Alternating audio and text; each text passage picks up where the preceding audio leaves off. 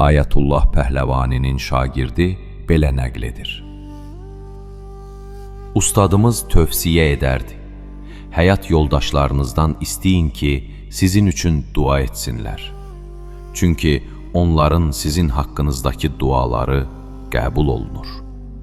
Bir gün Həzrət Məsumənin hərəminə ziyarətə getmişdim. Dostlarından birini gördüm. Hal əhvaldan sonra dedi, çox istəyirəm həccə gedim, amma nə etsəm də şərait yaranmır. Nə edim ki, bu neymət mənə nəsib olsun? Mən ustadın bu sözünü ona söylədim və dedim, həyat yoldaşından istə, sənin üçün dua etsin. Bir müddət sonra onu yenə gördüm. Məni görəndə çox sevincə, yaxınlaşdı və dedi, ustadının sözü düz imiş. Sən o tövsiyəni deyəndən sonra evə qayıtdım, xanımıma bir xidmət etdim. O çox sevindi. O anda ondan xahiş etdim ki, mənim üçün dua etsin ki, həcc nəsibim olsun.